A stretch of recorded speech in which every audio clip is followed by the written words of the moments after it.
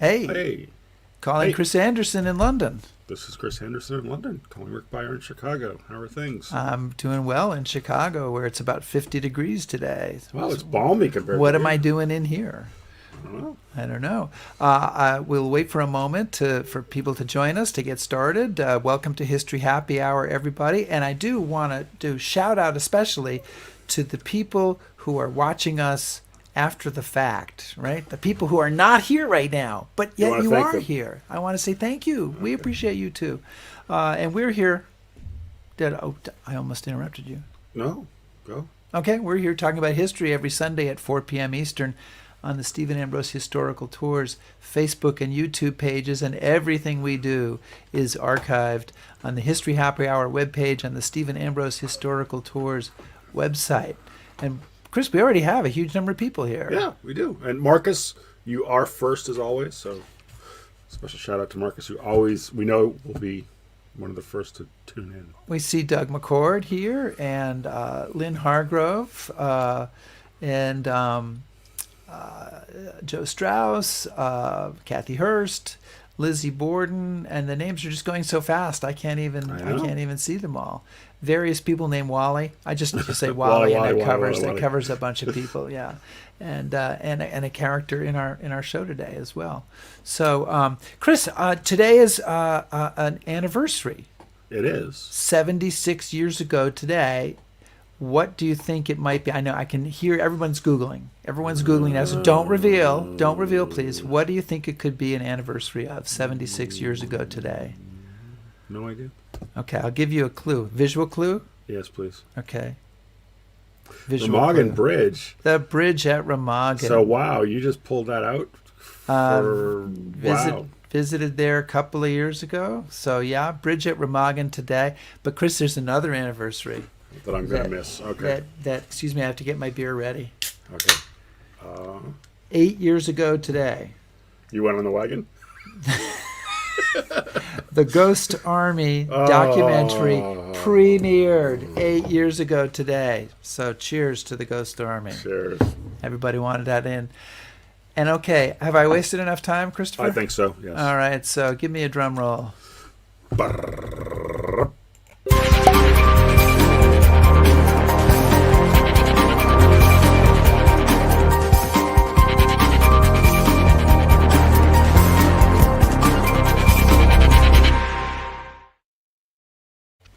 And the bell, oh my God, You've I had the heard. bell. Yeah, I moved the bell. So busy trying to dupe me with anniversaries, you I forgot guess the it's, the props. bell. Boom, the bell. The bar is open. The bar is open. The story we are exploring today in today's show begins with an armchair. And Chris, when I was a young journalist, I learned a piece of advice from an old journalist, because old journalists love to give advice. Yep. And he said, if you're going to write about a story about a bear, bring on the bear. You know, don't fiddle around, get to the bear. So I am starting by saying, here's the armchair in question, and it's a nice upholstered chair. A very nice chair. But rather than explain why this chair is the starting point of everything, I'm going to let our guest do that. And Daniel Lee is a senior lecturer of history at Queen Mary University of London. He's a specialist in the history of Jews in France and North Africa during World War II. He has a PhD from Oxford, and he is the author of The SS Officer's Armchair, Uncovering the Hidden Life of a Nazi. And I want to welcome Daniel Lee to our program today. Hi, Rick. Hi, Chris. What a lovely Hello. introduction. I love the musical entrance. It was wonderful. Yeah. Really, Well- that must have taken you some time. There was that day that it happened. Yeah. It's all stolen from someplace else. Please don't tell anyone. Daniel, I want to say terrific book, intriguing story. And as you know, but the audience doesn't, I was shocked to find out that I have a bizarre personal connection with this story, which we'll talk about at the end of the show. But for now, let's start with the chair. How did that chair start you on a historical journey? Thanks, Rick. Thanks, Chris. Thanks for having me on. And thanks, everybody, for coming. Lots of people from all over the United States and beyond I can see in the chat. So it's really nice to, in these days where we can't travel, to at least be in one place together. So to answer your question, I had recently moved to Italy. I was in Florence. And as you said in your introduction, I'm a historian of the Second World War. And one day I didn't read, maybe a few weeks into my time in Florence, when I didn't really know too many people, a few of us sort of got together and decided to organize an event. We were at the university there. And at this event, at my apartment, somebody sort of came up to me and she said to me, "Oh, you're that new historian of the Second World War. I've been looking for you because something has just happened to my mother. And I wanted to talk to you about it." And immediately that was very interesting to me because, of course, when you're a historian of the Second World War, and you guys know this, people always want to share their stories. They want to tell you, look, you're both nodding. People want to tell you about like grandfathers in the resistance or aunts who went into hiding or someone who rescued Jews or whatever. But this always happened 70, 80 years ago. Always. Things don't just happen to people's mothers. And so, she just proceeded to tell me how a few days earlier, her mother in Amsterdam had taken this old armchair, the one you just showed, to be reupholstered. It was falling apart, and she took it to the store and she left it there. And a couple of days later, when she went to collect the chair, the Dutch upholsterer who was doing all the work was really quite cross and angry. And he sort of said, "Well, what is this? I don't do work for Nazis or their families." And she was, totally, her face just dropped. And he just presented her with a bundle of documents that he had discovered sewn into the cushion of the armchair, all with Nazi-era swastikas and stamps, and everything belonged to one man called Robert Griezinger from Stuttgart. And the man doing the work on the armchair had obviously thought, "Oh, this is your dad or your uncle or your whatever. You're obviously somehow connected to this man." But this woman genuinely had no idea who Robert Griezinger was. And she had no clue how his documents ended up in her armchair. She hadn't inherited this armchair, which is what this upholsterer had presumed. Instead, she was a student in the 1960s and in Prague. She wasn't even Dutch. She was Czech. And in the 60s, like all of us when we were students, needed really cheap furniture in order to furnish her student digs. And so one day in the late 60s, she just sort of went around the old city of Prague, just buying tables, chairs, beds. I'm just looking around my apartment thinking, like, what else? Curtains. And she just bought this chair. She fell in love with the chair. And then in the early 80s, when some families were allowed to leave communist Czechoslovakia, she took the chair with her. She put it on the train, took it to Amsterdam, and she's had it ever since. So when you're looking at sort of family pictures from the 80s and 90s, this chair is always in the background. And so this woman at this party in Florence just sort of said, "Well, I really want to know, who is this man, Robert Griezinger? And how on earth did his documents end up in my armchair that's in my bedroom that I've sat on my entire life doing my homework? Please, can you figure this out for me?" So that's a very long-winded way of answering your question about the armchair. So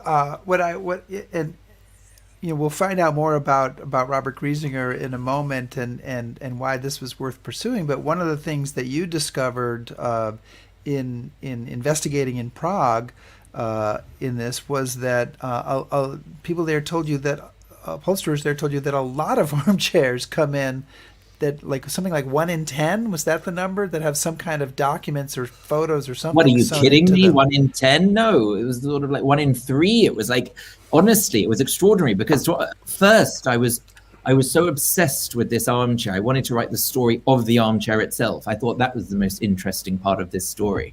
And so I sort of, with the photo you just showed, I sort of printed out some enormous color photos of it and just walked around the old city of Prague, went to interview chair makers, upholsterers, antique dealers. I wanted to know exactly who made this chair, how much had it cost, was it made in Prague, had it been, for example, had it ever belonged to a Jewish family? We know, for example, that in France and Belgium and the Netherlands, that tons of furniture was taken from Jewish families when they were deported, and the furniture was then shipped east.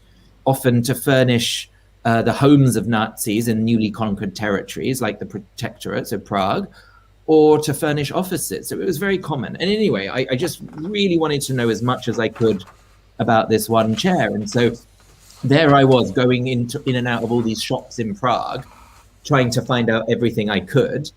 And people sort of were able to tell me more or less that it was made in Prague, and they told me it was made in the 30s, etc. But I do remember on a couple of occasions when I was really trying to get the information from chair makers, I would sort of, want to try and impress them a bit and catch their attention. So I would sort of say, well, inside of this chair, I found documents, Nazi documents. And I remember one guy was just like on his cigarette and he's like, sir, this was communist Czechoslovakia, for God's sake. I find hidden stuff every single day. Which is very interesting because it was so different, the reaction to the chairmaker in Amsterdam, who never finds stuff, who was genuinely, needed to sit down and have a tranquilizer after he discovered. Whereas in Prague, the reaction couldn't have been more different. He genuinely, people did hide stuff in all kinds of places. Well, I will get to the character, but sticking on the chair for a second, given the reaction of the people in Amsterdam versus the people in Prague, do you think that there's just a different attitude about the war and the history in Eastern Europe and Western Europe, or is it?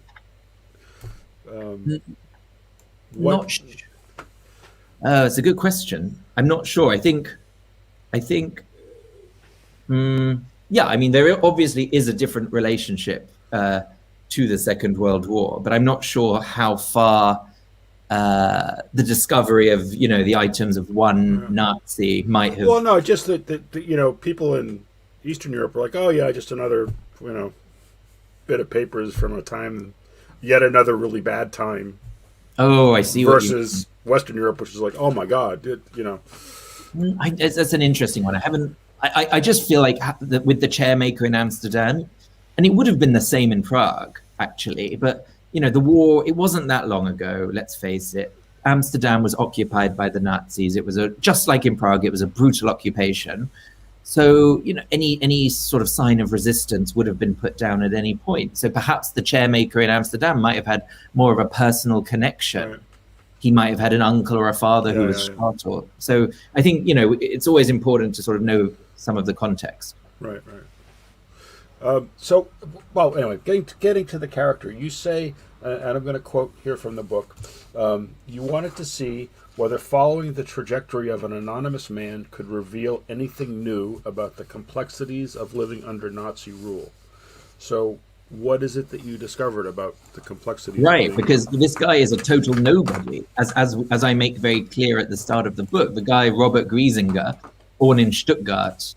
Oh, here we go. So here's one of the documents discovered inside the Armchair. So it was. I think it's probably worth mentioning some of the documents because they were really, really important documents. These weren't sort of old bus tickets or anything like that. These were really identity papers, the kinds of papers you can't live without. They would have been the papers he would have kept in his pocket his entire life. So a couple of passports, including this one, stocks and shares that were never cashed, PhD certificate in law. So really deeply important things. But just from as soon as I got these documents in Florence and I was, wanted to know more about him, there was just nothing. You don't find anything about him online, nothing about him on any book, in any books on Nazi-occupied Prague. So, they're just, at first I was thinking to myself, okay, well, maybe he wasn't even a Nazi. Maybe he just worked for the party or something. But just going to Prague and going to the archives there. So within a few days, it was my interest in the Armchair itself kind of suddenly dwindled when I got to the archives. And I found so much stuff about him from the National Archives in Prague and the police archives in Prague. That's where I saw, for example, he was in the SS. He was married. Like none of those.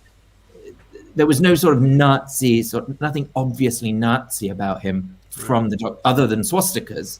But we have even Jewish families right. have swastikas all over their ID papers. So just to be clear, though, so the papers in the chair, then, they were just, there's no like diaries or it's official documentation of. It was probably like the documents that he kept with him his entire life as proof of who he was.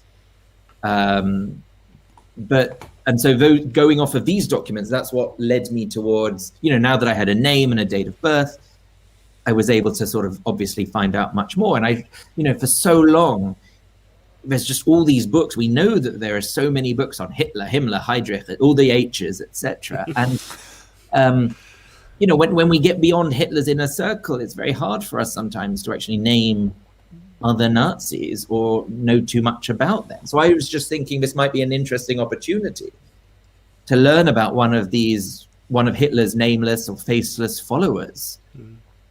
Well, you say that he's not an ordinary German, but he was an ordinary Nazi, which absolutely I thought was an interesting. Sorry, Rick. No, I it's kind of interesting because, as you've alluded to, if people are trying to understand why you wanted to pursue Robert Griezinger, he's a plodding student. He's an unremarkable bureaucrat. He's got a fairly typical married life. He's here with his parents and one of his children. He is pretty ordinary. But you said in the book, and you said this a couple of different ways, but you said in the book his very ordinariness made him more intriguing, and I guess that's because.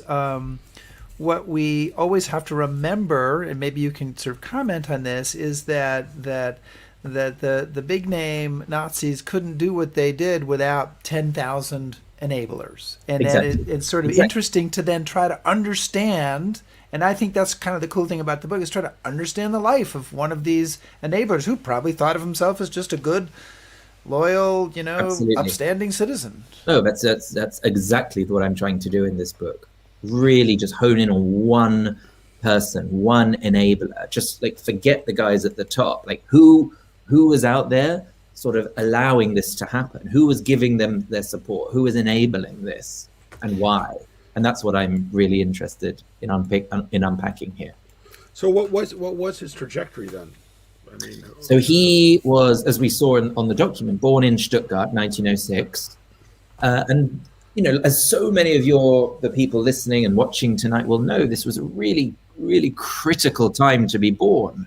This decade between 1900 and 1910 that so many historians have looked at in depth when thinking about the Second World War, because that's where you find some of the almost all the leading Nazis, leading SS members being born between 1900 and 1910.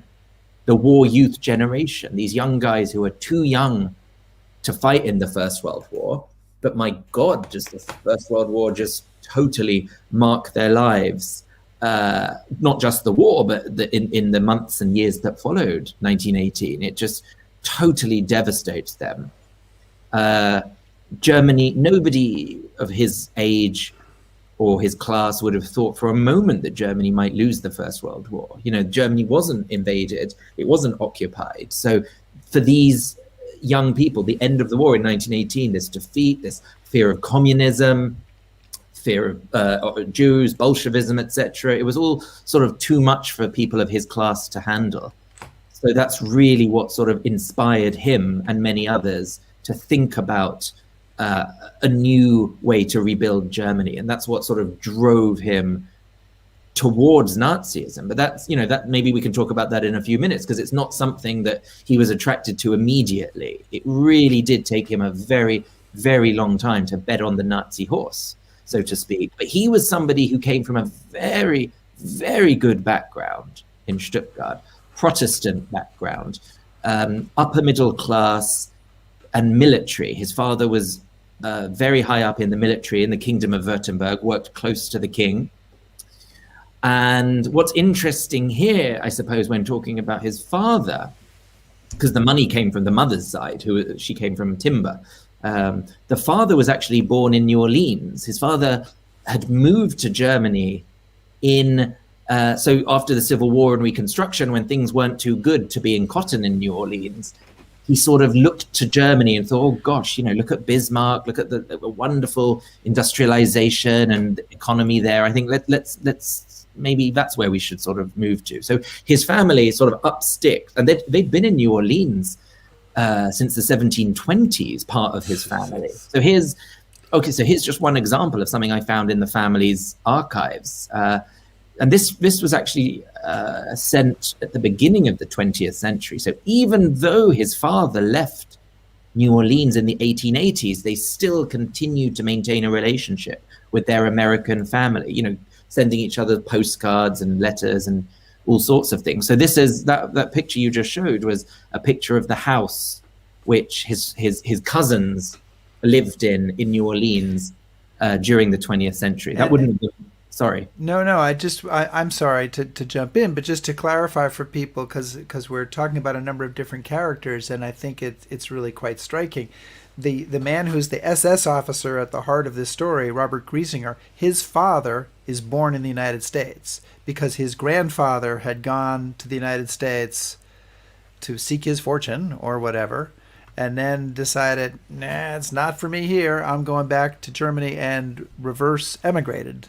Right, and that's again something we often don't talk about as historians. We're also obsessed with thinking about, this journey from Europe to America, from Norway, from Italy, England. But we forget about those who came back. We forget about that a third of migrants thought, you know what, I don't like this America. I'm going back.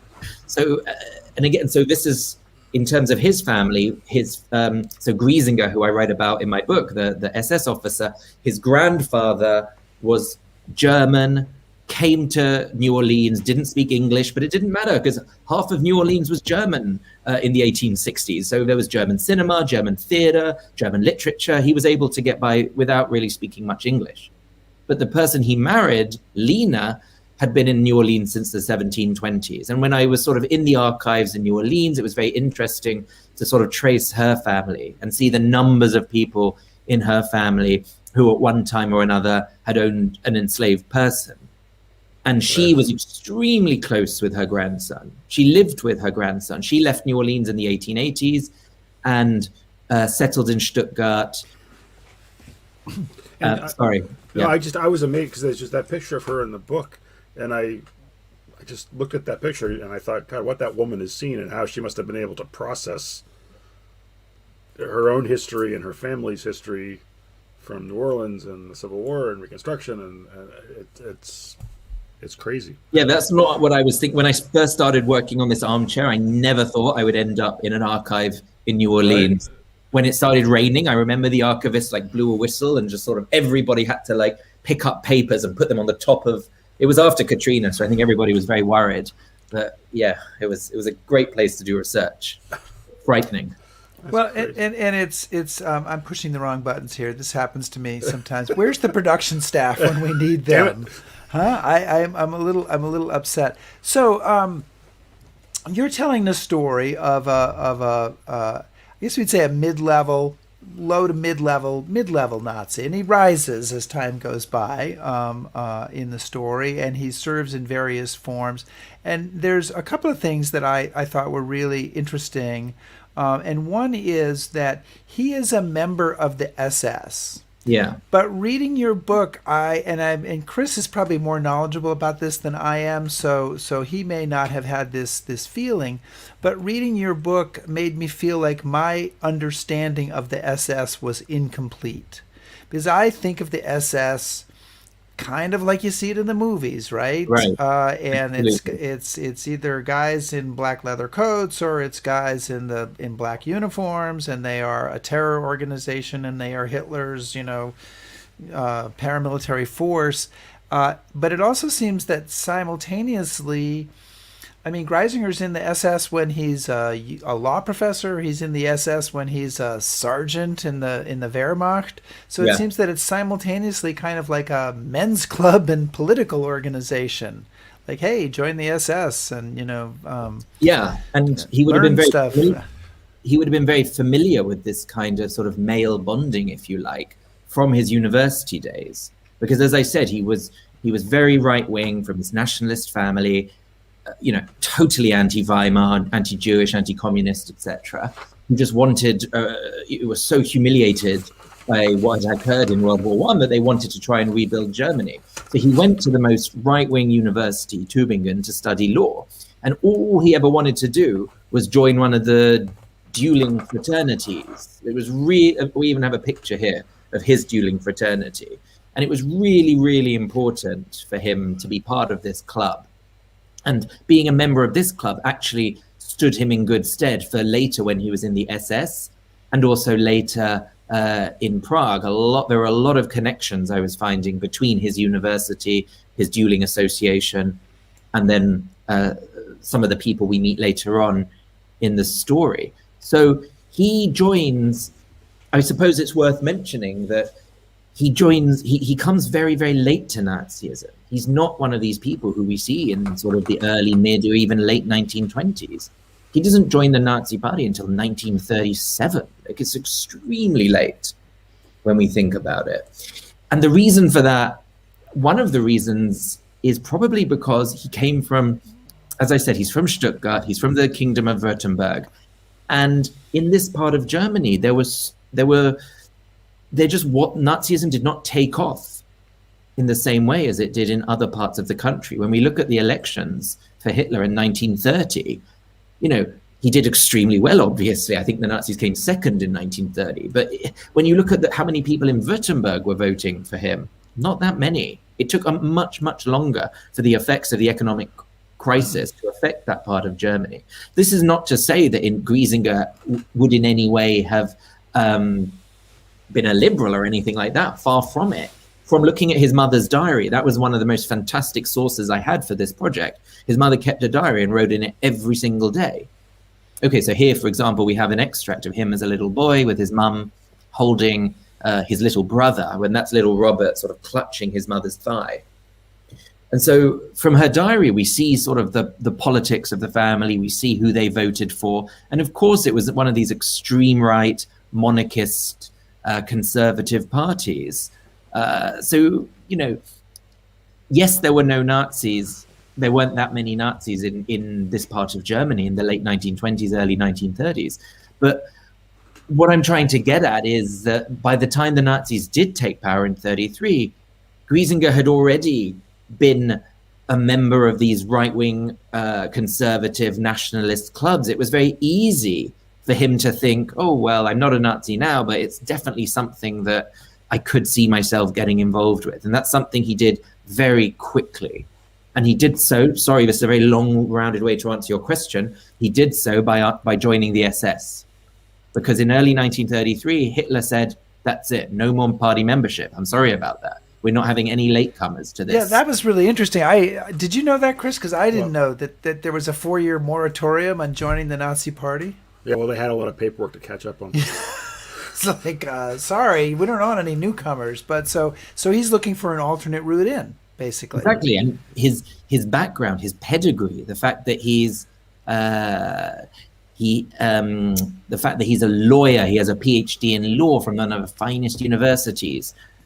It was very, very easy for him to sort of think, oh gosh, I've missed the membership boat, but look, I can still join the SS. And he knew so many people in the SS from his days at university that it was not too difficult for him to sort of get in that way. But once he was in, as you've already said, Rick, it's not as though he had to quickly put on his uniform every day, go out in the street and kill communists and Jews. He could just dip in. That was just optional. Right.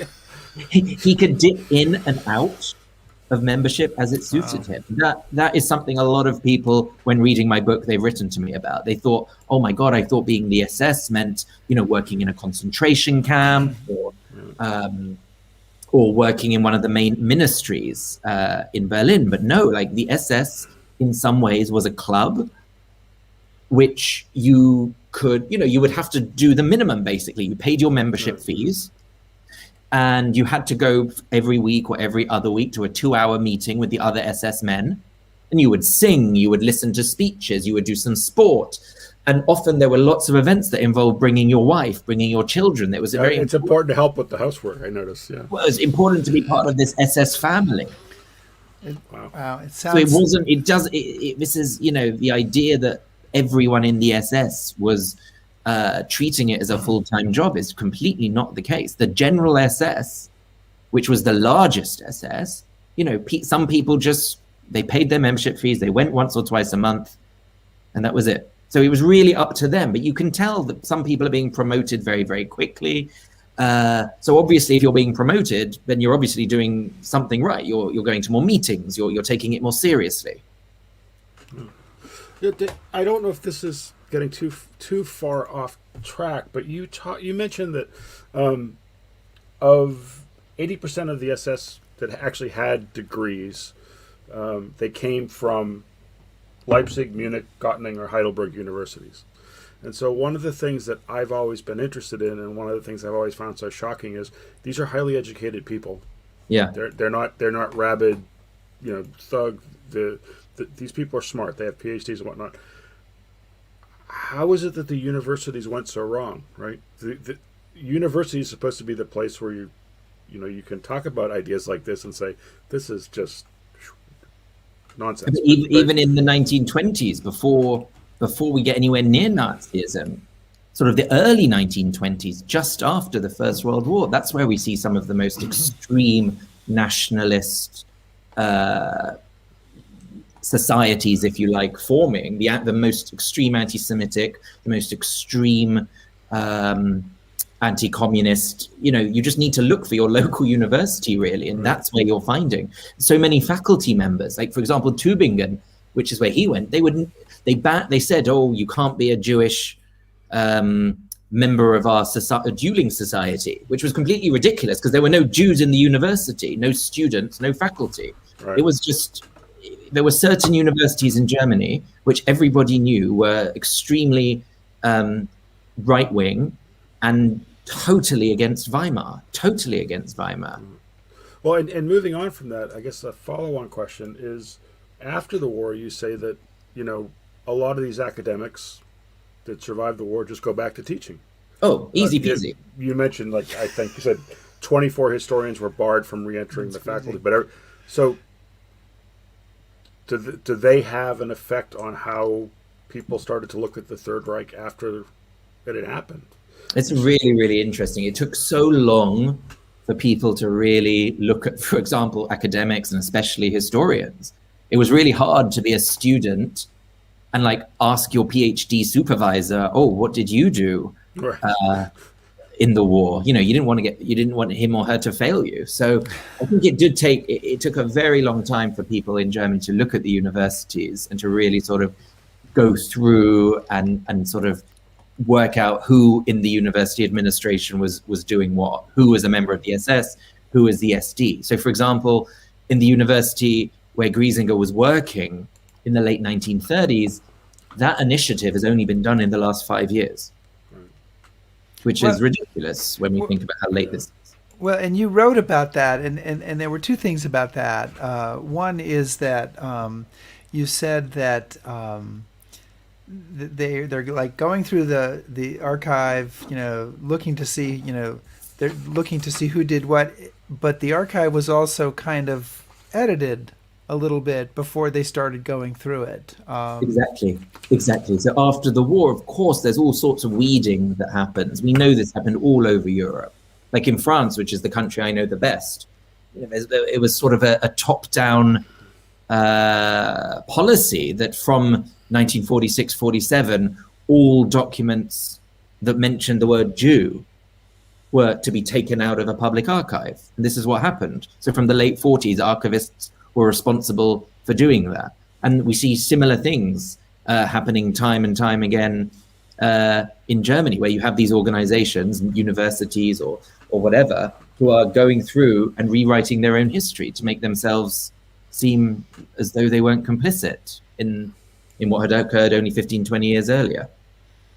Yeah. Wow. The other thing that was interesting is that you spoke to someone, and I apologize if in any way I'm conflating different things in your book, but I think I have it right, that at the same university there was someone who was trying to identify or find information on a certain number of faculty members or people involved with the university. And Yeah. she had, if it's a she, I think it was a she. It was. She had a whiteboard. Yes. Yes. She had all the photos of the different people on there that she was trying. It was like one of those police procedural shows Exactly. where they're trying to solve the crime with the pictures up on the board.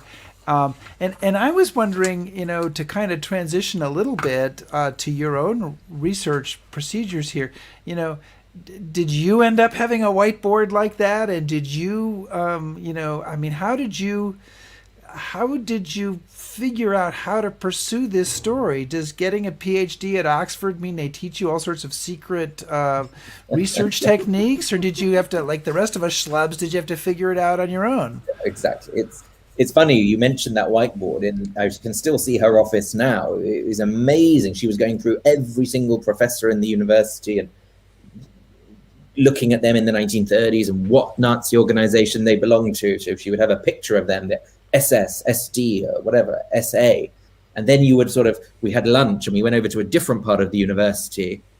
And then they had, these big fancy portraits up of the former university people. And it was exactly the same people. So in one room, they're being lauded, and in the other room, they're being taken to town. Wow. No, Oxford did not teach us anything like that. I think a lot of this was just rolling up sleeves and doing things the old-fashioned way. Like, for example, wanting to find out about Griezinger. I remember being so frustrated, having been all over the Czech Republic and archives in Germany, and just really being so frustrated by the silences in the archives and really wanting to know his voice and stuff more personal about him. I one day just picked up the phone book to Stuttgart and just called everybody in the phone book with the name Griezinger, because I couldn't think of any other way of finding his relatives or finding what had happened to him. So, and unfortunately, well, at first, of course, people thought I was crazy and I was trying to sell them something. But eventually somebody did say, oh yes, Robert Griezinger, I know him. He was my father's brother. Why are you interested? So a lot of this was just old-fashioned, just, going after the source. So without doing that, I don't know how on earth I would have come across so many of the wonderful sources. All the photos you've kindly showed today are from the family. It took ages for me to build up this relationship with the family. And you ended up talking to a couple of his daughters. Yeah, so we have two daughters in this photo. So he got married to Gisela, we see here in the middle. They got married in 1936, just after the Winter Olympics in Germany. So in February 1936. Oh, here we see a photo of their wedding. So again, she came from a very good family from Hamburg, actually had spent time growing up in Guatemala because her family owned, as I'm sure people here know, Guatemala is so famous for its coffee production in the late 19th century. A lot of the people who owned the biggest farms were actually German. So this is really just your typical Nazi SS Guatemala New Orleans story. Basically, yeah. Okay. Happens all the time. Yeah. One of those. Never. I don't even know why we're interested. So she spoke lots of languages. Spent time, as I said, Guatemala. She spent time in England in the 1920s. She was actually divorced. She moved to Stuttgart in summer 1935 from Hamburg. She ran away from her husband, who'd been cheating on her, with her little boy, who was 2. And her sister lived in Stuttgart on a street called Schottstrasse. And it just so happened that Robert Griezinger was having an affair with her sister. They were lovers. And then one day when this beautiful woman shows up with her little boy, the story goes that he just totally fell in love with the sister. There's a Loving Spoonful song about this, I recall. But yeah, so wow. That's how their relationship started. And then what we see in the SS archives is the attempt that Robert did to try and make her his wife, because you couldn't just get married to a woman if you were in the SS. It wasn't as simple as going to the registry office or the church, because some SS still got married in churches, which is what happened to him. It was a whole hoo-ha. He had to get permission from Berlin. There were telegrams going backwards and forwards for months. There was genuinely, as we said at the beginning, there was so much paperwork. There was a backlog. You needed permission from Himmler. It took ages, basically. It took them about 6 months. And during this time, she had to prove that she would be a wonderful SS bride. So she went to the SS doctor. The SS doctor measured her hips, looked at her menstrual cycle. You know, you had to prove that you would be able to bear 4 healthy children pretty quickly. It was really...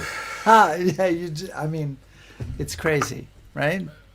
So it made sense to them. Yeah. Chris, go ahead. well, I was just going to say, I'm sure I cut Daniel off, but Lynn had asked I'm me, sure you did. what did Griezinger actually do in Prague?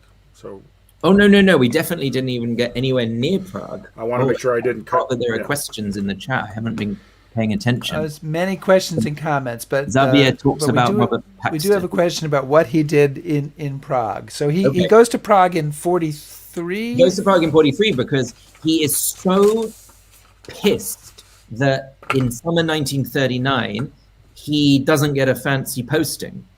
He goes from Stuttgart to what I suppose people will know as the Maginot Line between France and Germany. And he's in the Wehrmacht. We have a photo of him, I think, Rick, of him in his Wehrmacht uniform. And he's really, really angry. And his letters from this time that I discovered really show how cross he is. He does not want to be in the Wehrmacht. So many of his friends from university have got these wonderful jobs all over Nazi-occupied Europe, in places like Prague and Warsaw and whatever. And he wants to be behind a desk. He's a lawyer with a PhD. He doesn't want to be, getting muddy. And which is what's happening.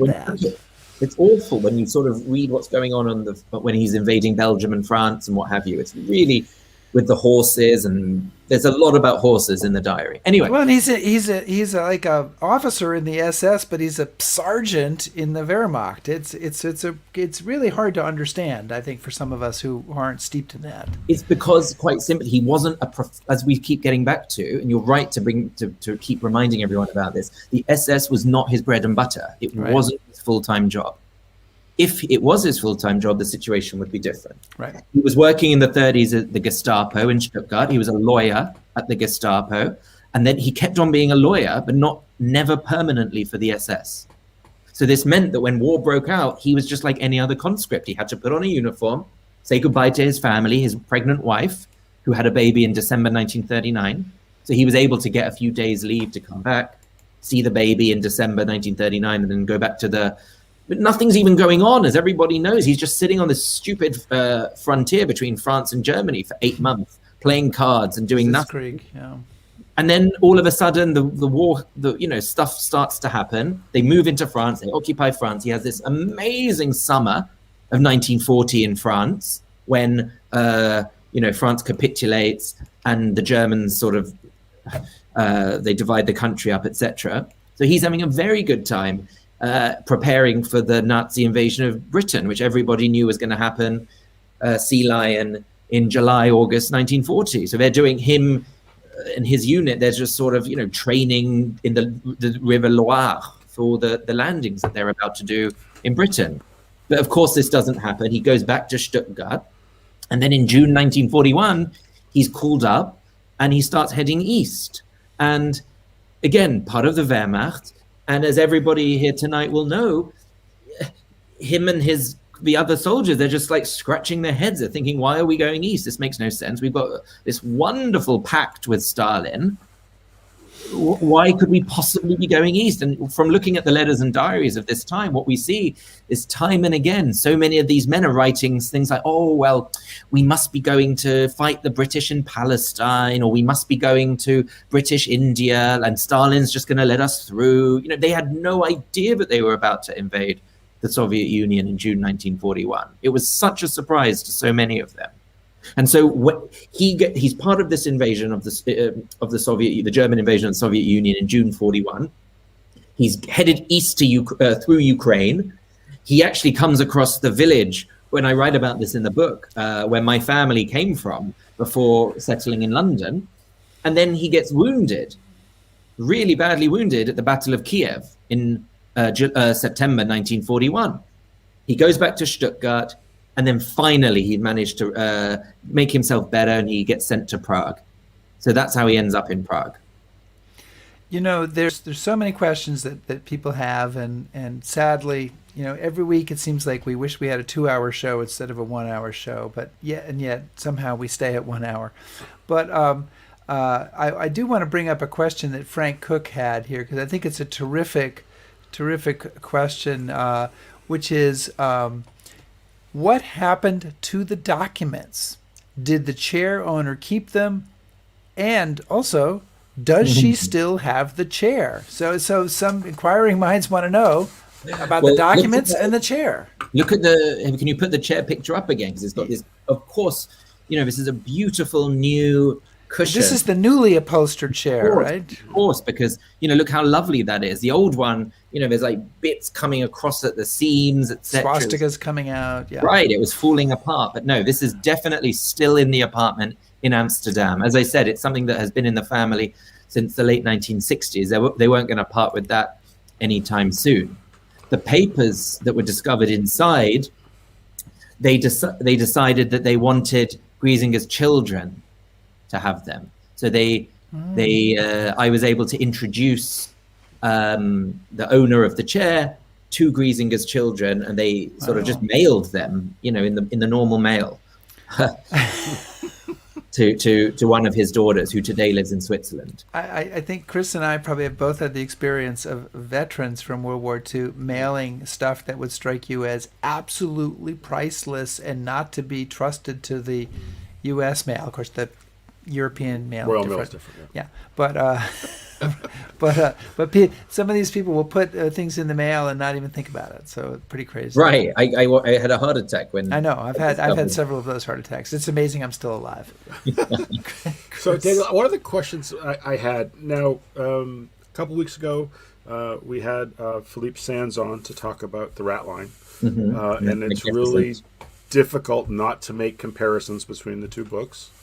And one of the things that struck me was in the rat line, a lot of the people involved talk about what happened.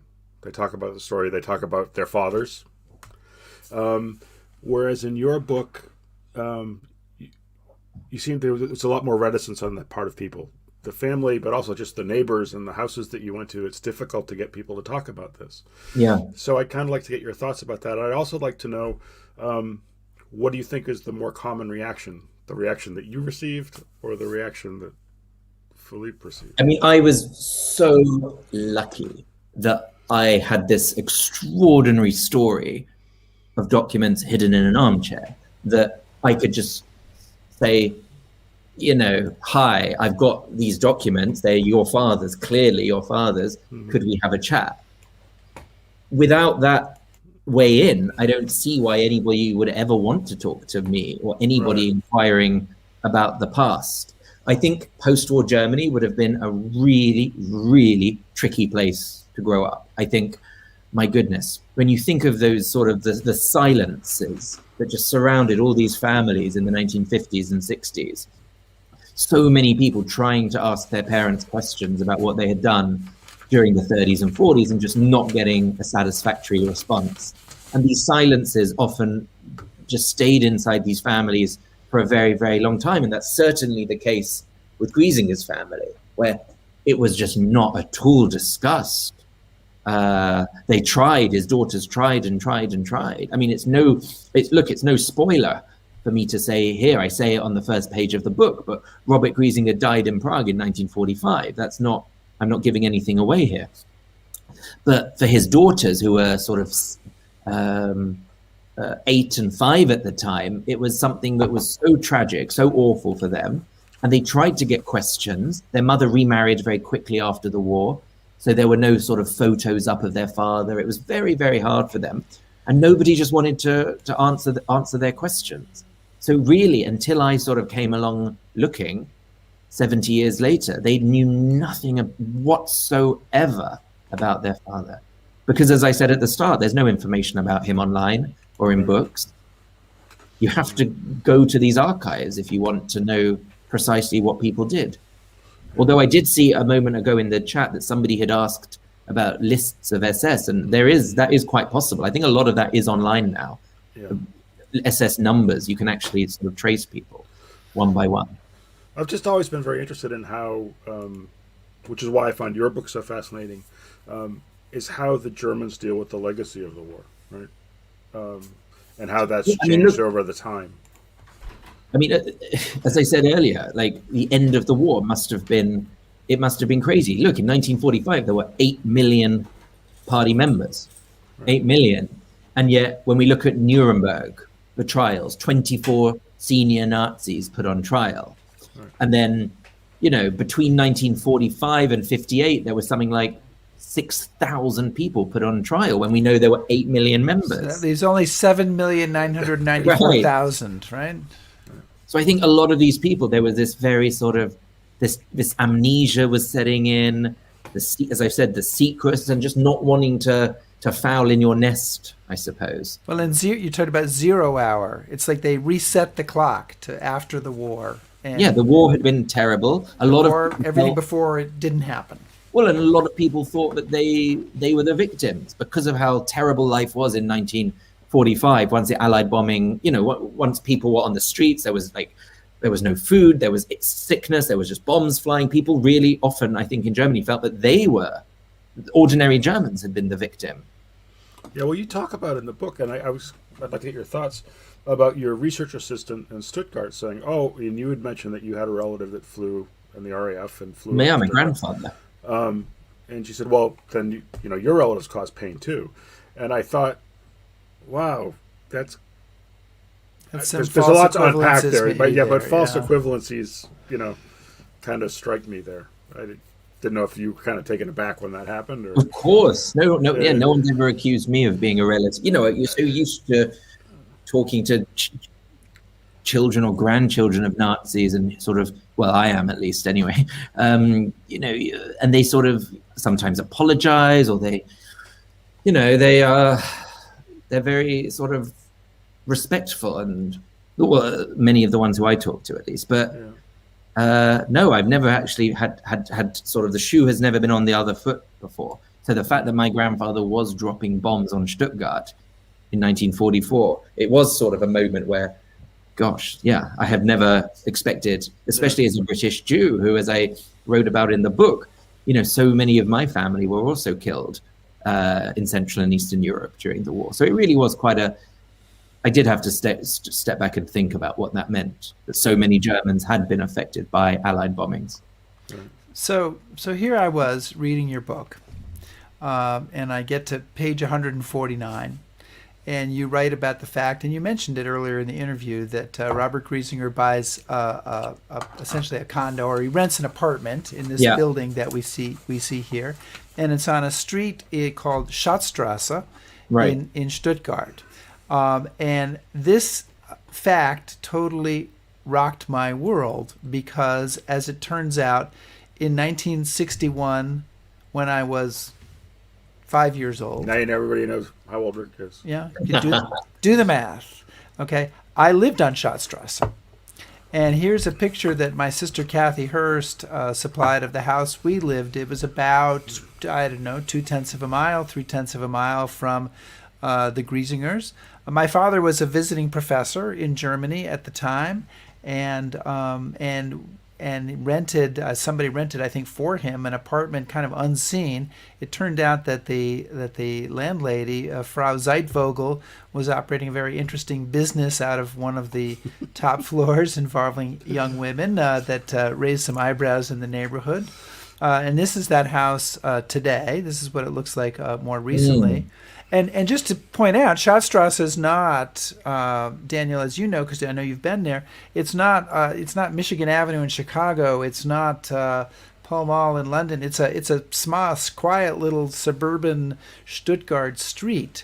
And this is a picture from our house down the street. And I can't. Come on, show the picture, Rick. Yeah, I'm going for it. There we go. There I am. Little Rick. There's little Rick from a viewpoint near that street. And as I told you, Daniel, my family, we were engaged in a 2-day discussion, because my sisters, Catherine and Margaret, are both, have the research bug, and we were trying to figure out if that was the church that Griezinger got married in. But it turns out it's not. We haven't figured out quite what church it is. But it was really striking. And You had in your book, you had, because I'm always a person who dives into the footnotes and looks at Mm, how did you find out information, and you had sourced information to street directories in mhm. Stuttgart that you obviously had looked through at some point. And it turns out that a bunch of those street directories are online now on Ancestry.com. It's So fantastic. I went back to 1961, found Frau Zeitvogel, who is there. But my sister also found Frau Zeitweigel, our landlady, as being there in 1940.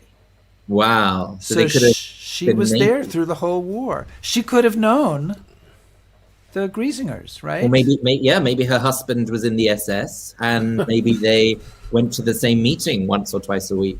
And meantime, there in 1961, also, sorry, Chris, No, I don't.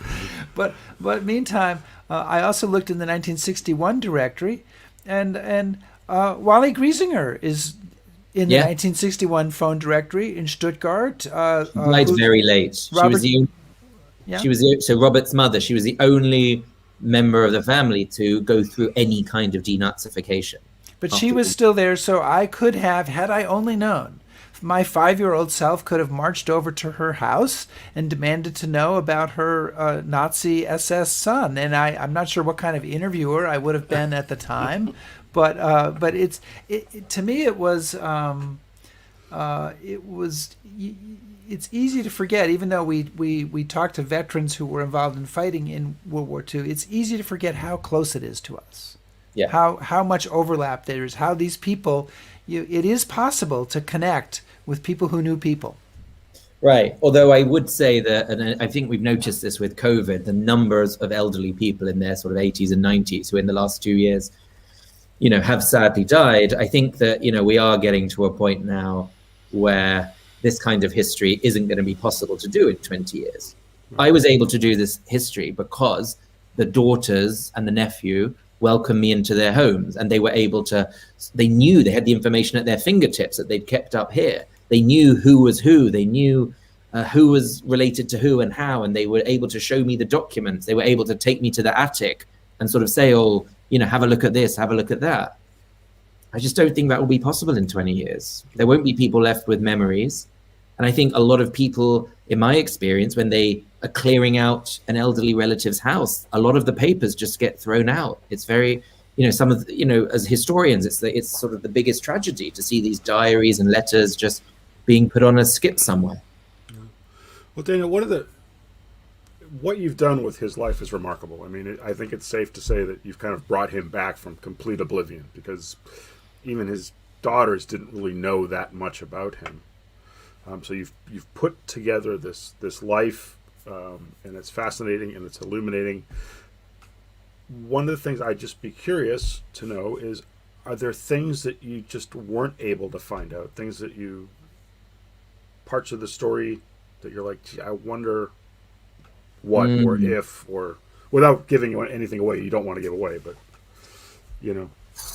I mean, look, I think when you're working on one person for such a long time, I think there's always, you get to know your character a bit, I suppose, but there's so much more. I wish I wish I could talk to him. I wish we haven't had a chance. I know our time is nearly up, but we haven't had a chance to talk about the Holocaust, really, and his role in it, and the fact that he came so close to my relatives for a start in Ukraine. He was in the same shtetl that they were from, and all of their, none of these people were heard from again after the Second World War. But in particular, in Prague, where he was responsible for sending thousands and thousands of young Czech men and women to forced labor camps and to all kinds of work placements in Germany. Very, very dangerous conditions, grueling conditions. So I would really like to know a little bit more about how he saw his role, like from his own voice, of course. Yeah. But that's something that all historians, we can never... Right. It's interesting because I've studied a lot of American Canadian veterans, so it's easier to talk to them about it, right? Because we're the good guys, and Rick has spent a lot of time with the Ghost Army, right? But it must be an odd thing to spend. You know more about this man than anybody else alive, right? Yeah. But I don't know. That must be a heavy thing to study this person who's an ordinary Nazi and to have. Yeah, but that's, as we said at the start, that's, you know, what made it, you know, so fascinating. Right. And I think that's why, you know, in a few, you know, we have so much extreme politics today all over the world. We have places in every corner of the world embracing various kinds of extremism. And we see these leaders speaking in a language that for a lot of people just seems totally incomprehensible. Right. And I think the quest for future historians is going to be, you know, don't look at the leaders who are saying all this stuff. Let's look at the people who are enabling them. Like, who is allowing this kind of message? Who is supporting it, and why? That, I think, is what's interesting for us. Yeah.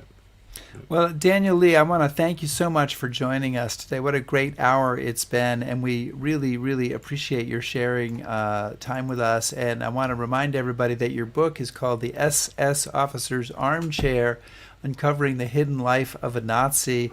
And I do recommend it. I think in addition to being a great story, it's a great primer for people who want to do research as to the lengths you can go to try to track stuff down. So thank you so much for joining us. Thank you, Daniel. It was great. It's such a pleasure. Thanks for having me on. I'm sorry I didn't see all the comment, but if anybody had questions, then do feel free to write to me at my Queen Mary University address. Okay, All we'll right. get that out to everyone. Fantastic. Thank you so much. Thank you, Daniel. Chris, I want to, as we get ready to go here, I want to mention that next week you talked about researching the lives of Canadians involved in World War II, and next week we have a book on called an author on named Tim Cook.